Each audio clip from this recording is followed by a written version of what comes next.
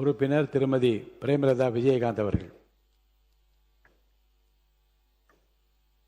பேரவைத் தலைவர் அவர்களே, முதலமைச்சர் அவர்களே, எதிர்க்கட்சி தலைவர் அவர்களே, அமைச்சர் பெருமக்களே, இந்த அவையிலே வீற்றிருக்கும் அனைத்து சட்டமன்ற உறுப்பினர்களே, அவையில் பணியாற்றும் பணியாளர்களே, காவலர்களே, அத்தனை பேருக்கும் என்னுடைய வணக்கங்களை தெரிவித்துக் கொண்டு, ஆல்மோஸ்ட் லஞ்ச் டைம்ல எனக்கு பேச கொடுத்துருக்கீங்க. எல்லாரும் இங்க பசியில டயர்டா இருக்காங்க. ஸோ என்னுடைய பேச்சு நான் ரொம்ப சுருக்கமா பேசுறேன். மானிய கோரிக்கை வரும்போது நான் விரிவாக பேசுகிறேன். இன்னைக்கு எல்லாரும் அவங்கவுங்க கருத்துக்களை பேசியிருக்கோம். இன்னைக்கு அதுக்கு எல்லா விட முக்கியமா இன்னைக்கு உலக கதர் தினம். அந்த கதர் தினம் இன்றைக்கு நம் நாட்டுக்கு சுதந்திரம் வாங்கி கொடுக்க போராடிய சுதேசியை கொண்டு வந்த நம்மளுடைய தந்தை காந்தியடிகளுக்கு இந்த நாளிலே நினைவு கூறுவோம். கதர் ஆடைகள் என்பது இந்தியர்களுக்கும் தமிழர்களுக்கும் உரிய பாரம்பரியமான உடை. அவையில் இருக்கும் அனைத்து சகோதரர்களையும் நான் பார்க்கிறேன். எல்லாரும் கதர் உடித்து எப்பொழுதும் ஒரு சிறந்த உதாரணங்களாக தமிழகத்தின் சட்டமன்ற உறுப்பினர்கள், பாராளுமன்ற உறுப்பினர்கள் தமிழ்நாட்டின் எடுத்துக்காட்டாக விளங்குறீங்க. இவை எல்லாவற்றுக்கும் முக்கியமாக தேசிய முற்போக்கு திராவிட கழகத்தின் நிறுவன தலைவர் புரட்சி கலைஞர் கேப்டன் உச்ச நட்சத்திரமாக இருந்த காலத்திலே இருந்தே தன் வாழ்நாள் முழுவதும் கதராடைகளை உடுத்துவதையே தன் வாழ்நாள் கடமையாக கொண்டிருந்தார்.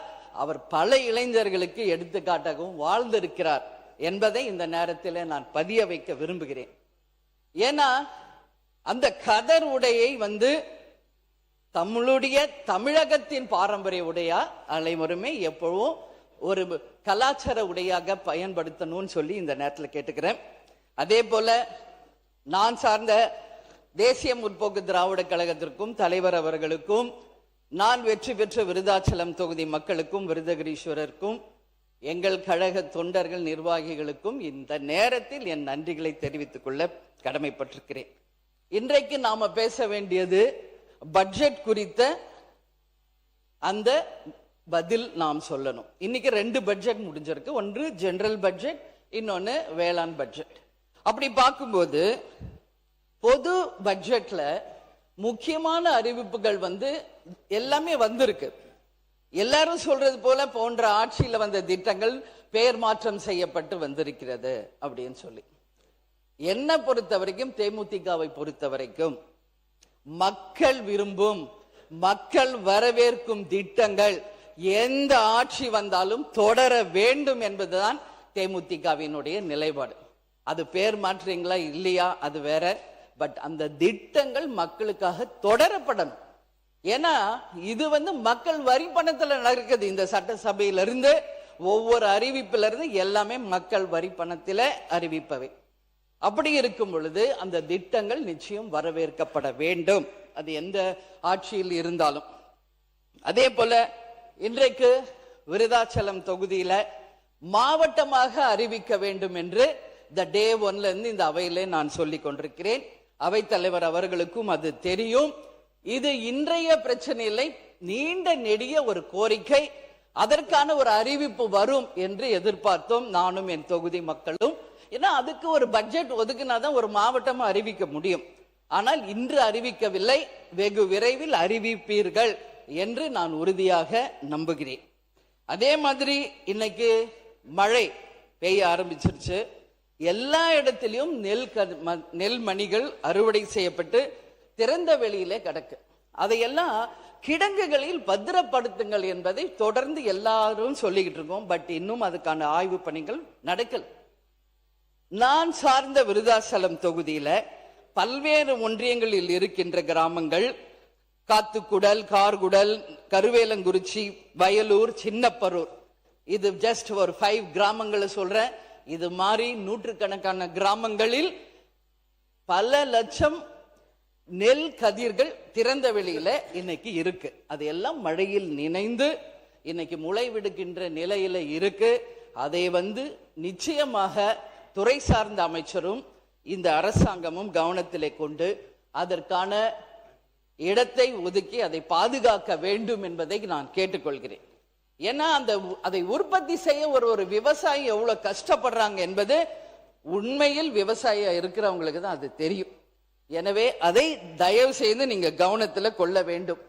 அது மட்டும் கிடையாது, ஏற்று கூலி, இறக்கு கூலி, மற்ற கூலிகள் எல்லாம் கொடுத்து அவங்க செய்யற அந்த விளை பொருட்களுக்கு உரிய விலை கிடைக்காம இன்னைக்கு நஷ்டத்துல தான் விவசாயம் நடந்து கொண்டிருக்கிறது என்றால் என் வார்த்தை மாற்று கிடையாது. இதுல டிபிசி தளவாட பொருட்கள், சாக்கு முட்டைகள், அதே போல சணல்கள் கூட இல்லாம நம்மளுடைய விவசாயிகள் கஷ்டப்படுகின்ற நிலைமை இருக்கிறது என்பதையும் இந்த அரசாங்கத்தினுடைய நான் கவனத்திற்கு நான் கொண்டு வர விரும்புகிறேன். எனவே அவைத்தலைவர் அவர்களும் துறை சார்ந்த அமைச்சர்களும் முதலமைச்சரும் உடனடியாக டெண்டர் விடப்பட்டு ஆட்சியர்களுக்கு நீங்கள் அறிவிப்பு கொடுத்து உடனடியாக அந்த பணிகளை தொடங்க வேண்டும் என்பதையும் மக்கள் சார்பாக இந்த நேரத்தில் நான் கேட்டுக்கொள்கிறேன். இதற்கு முன்ன இருந்த ஆட்சியெல்லாம் 2-3 நாளிலேயே அந்த நெல்லை நெல் கொள்முதல் பண்ணிடுவாங்க. பட் இந்த ஆட்சி புதிய ஆட்சி என்பதனாலோ என்னவோ இன்னும் பல நாட்கள் ஆகி கூட அந்த நெல்களை இன்னும் கிடங்குகளுக்கு கொண்டு போக முடியல. நெல் கொள்முதல் செய்ய முடியாததுனால பல லட்சம் விவசாயிகள் கஷ்டப்பட்டுக்கிட்டு இருக்காங்க என்பது உண்மை. அதனால் உடனடியாக நெல் கொள்முதல் செய்து அந்த விவசாயிகளை காப்பாற்ற வேண்டியது இந்த அரசின் கடமை. இங்க இருக்கின்ற வேளாண் பட்ஜெட்டை படைத்த வேளாண் துறை அமைச்சர் கும்பகோணத்தை சேர்ந்தவர். அவர் சார்ந்த அவர் தொகுதியிலேயே 15 நாட்கள் 30 நாட்களுக்கு மேல் நெல் இன்றளவும் அந்த கொள்முதல் செய்யப்படாததால நிறைய நெல் வீணாயிட்டு இருக்கு. அது துறை சார்ந்த அமைச்சர் கவனத்திற்கு கொண்டு வர வேண்டியது என்னுடைய கடமை. அதே மாதிரி நாம மற்ற ஸ்டேட் கிட்ட தண்ணி கேட்கிறோம், நாம் தன்னிறைவு பெற்றதா இருக்கணும். இந்த டே 1 நான் பதிவு வச்சேன்.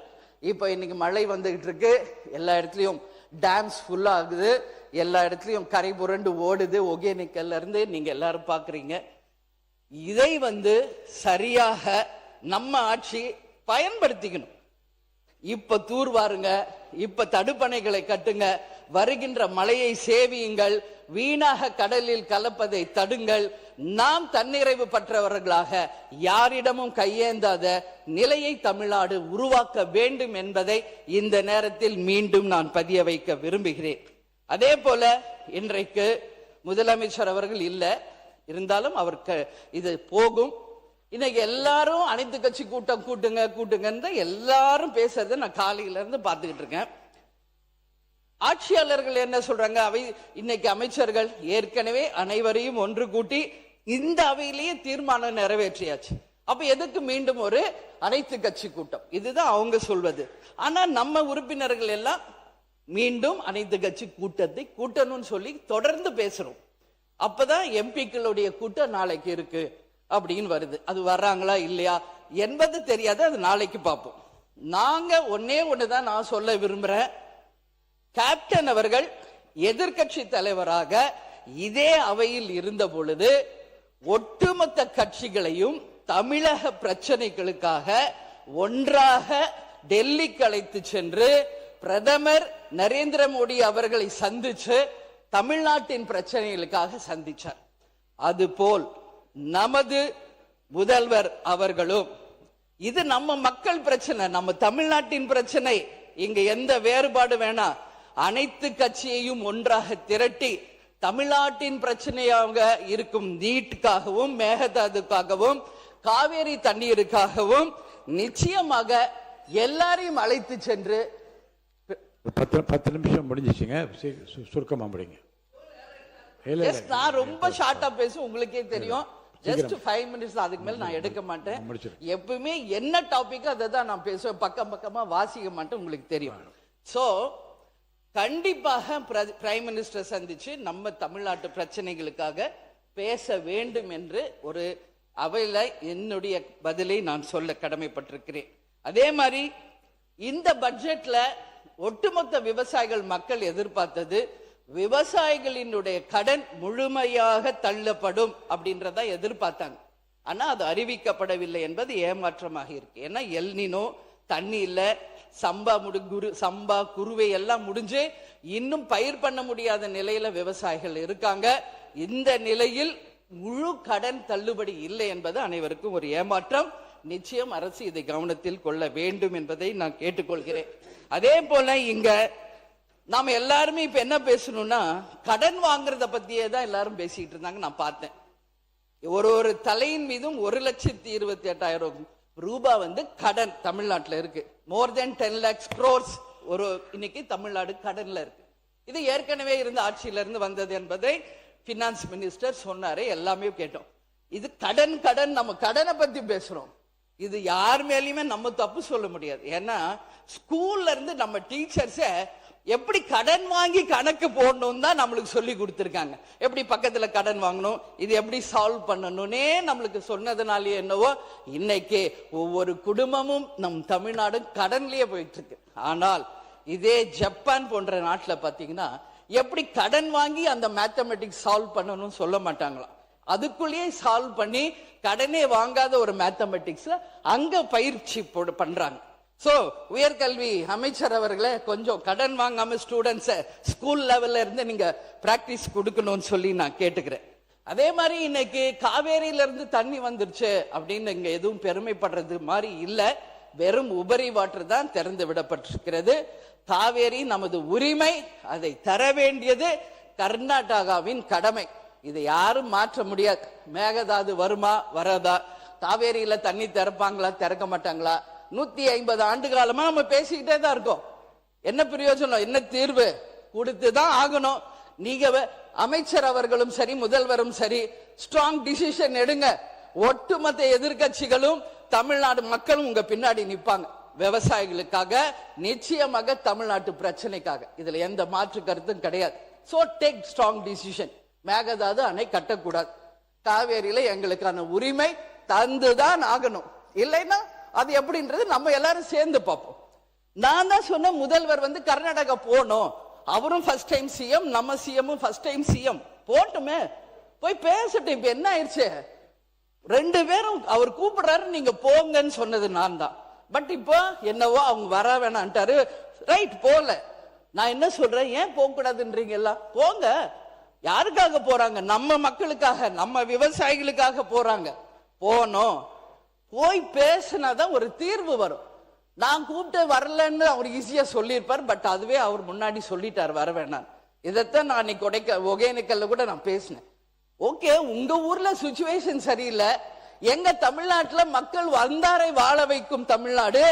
எங்களுடைய நாட்டுக்கு நீங்க வாங்க, கர்நாடகா முதலமைச்சர் அவர்களே, வாங்க பேசுங்க, தீர்வு காணுங்க. 2 ஸ்டேட் மக்களும் நல்லா இருக்கட்டும், 2 ஸ்டேட் விவசாயிகளும் நல்லா இருக்கட்டும் அப்படின்றத நம்ம அன்னைக்கு சொன்னோம். அதனால நிச்சயமாக முதல்வர் அவர்கள் செல்ல வேண்டும் என்று அவர் எடுத்த டிசிஷனுக்கு தேமுதிக நாங்கள் துணை நிற்கிறோம். அதே போல இன்றைக்கு ஒரே நிமிஷம், சாரி பேரவை தலைவர் அவர்களே, ஒரே நிமிஷம். நான் என்ன சொல்றேன், அவர் சிஎம் போகணும்னு நினைச்சார். பட் இப்ப அது முடியல.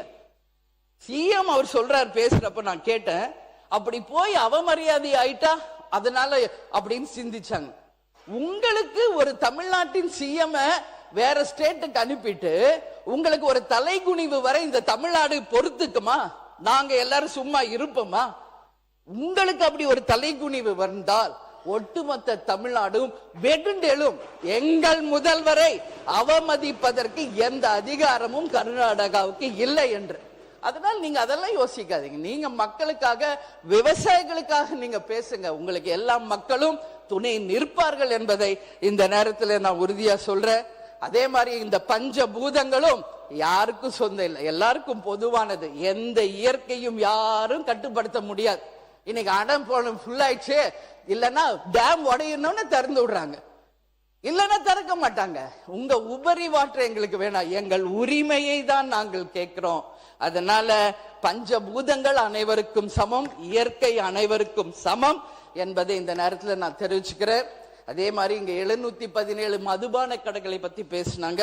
ஒரே ஒரு விஷயம், இன்னும் ஏன் தொகுதியில கூட அது மூடப்படவில்லை என்பதை உங்க கவனத்திற்கு நான் கொண்டு வருகிறேன். அதே போல கேப்டன் அவர்கள் 45 ஆண்டு காலம் வாழ்ந்த சாலி கிராமம், முதல்வர் அவர்களும் எங்க வீட்டு பக்கத்துல அதே சாலி கிராமத்துல தான் பல ஆண்டுகள் வாழ்ந்தார். அங்க விருகம்பாக்கம் சட்டமன்ற உறுப்பினர் கவனத்திற்கு நான் கொண்டு செல்லணும்னு விரும்புறேன். இது விருகம்பாக்கம் தொகுதி மக்கள் நாங்க பல ஆண்டுகள் அங்க வாழ்வதனால என்னிடம் வந்து முறையிட்டது. இன்றைக்கு ஜெயகோபால் கரோடியா பள்ளிக்கூடம் ரொம்ப பிரசித்தி பெற்றது. பக்கத்திலேயே ஒரு கோயில் இருக்கு, அங்க ஒரு மதுபான கடை நடந்து கொண்டிருக்கிறது.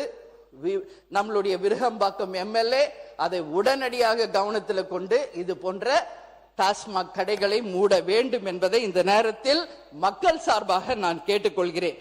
நீங்க சொன்ன அந்த வாக்குறுதிகளை எல்லாமே நிச்சயமாக நிறைவேற்ற வேண்டும். இல்லைன்னா என்ன சொல்லிடுவாங்க தெரியுமா? ஏட்டு சுரக்காய் கூட்டுக்கு உதவாது அப்படின்னு சொல்லிடுவாங்க. அப்படி எல்லாம் இல்லாமல் சொல்லை செயலாக காட்டி இந்த அரசு அத்தனை வாக்குறுதிகளையும் நிறைவேற்றி ஒரு சிறந்த ஆட்சியாக மக்களுக்கு இருக்கணும்னு சொல்லி இந்த நேரத்தில் கேட்டுக்கிறேன். கடைசியா நான் முடிக்கும் போது இது அவைத்தலைவருக்கான நான் பேசுறது ஸ்ட்ரெயிட்டா, இது என்னுடைய சஜஷன் தான். நீங்க எடுத்துக்கிட்டாலும் எடுத்துக்கலனாலும் அது உங்கள் பிரியம். நான் பதிய வச்சுட்டே ஆரம்பிக்கிறேன். இங்க நாம அவைக்கு வந்ததுல இருந்து நான் சொன்னது ஒரு விஷயம். அது இப்போ நம்ம போய் நோட்ல தான் கையெழுத்து போடுறோம். இப்போ எங்கேயோ டெக்னாலஜி போயிட்டு இருக்கு. நீங்க அவையில் வரும் மெம்பர்ஸ் கையெழுத்து போடாம பயோமெட்ரிக் சிஸ்டம்ல லேட்டஸ்டா நீங்க அதை கொண்டு வரணும்னு நான் கேட்டுக்கிறேன். அதே போல தண்ணி பிரச்சனை அங்கேயும் ஓய மாட்டேங்குது, இங்கேயும் ஓய மாட்டேங்குது. ஒரு பாட்டில்ல தண்ணி கொடுங்கன்னு நான் கேட்டேன். அண்ணன் ஓபிஎஸ் அவர்கள் அதுக்கும் ஒரு தடையை போட்டார். நான் கேட்டேன் நேற்று, ஏன் நான் இல்லமா நான் சும்மா சொன்னேன். பார்த்தா பாதி பேருக்கு பாட்டில் வந்துருச்சு, பாதி பேருக்கு தான் டம்ளர் இருக்குது. முழு பேருக்கும் பாட்டில்ல கொடுத்தீங்கன்னா அது சுகாதாரமாக இருக்கும். அது ஒன்று. இன்னொன்று, மூன்றாவது ஒரு விஷயமாக, எல்லாரும் வெளியே போறோம், வரோம், ஒரு 5-10 மினிட்ஸ் ரெஸ்ட் எடுத்துக்கிறோம். ஆனா இந்த 5 கேமராமேன் மட்டும் நான் பாக்குறேன், நின்ன இடத்துலயே அப்படியே நிக்கிறாங்க. ஒரு இயற்கை உபாதைக்கோ ஒரு தண்ணி கூட குடிக்க மாட்டேங்கிறாங்க.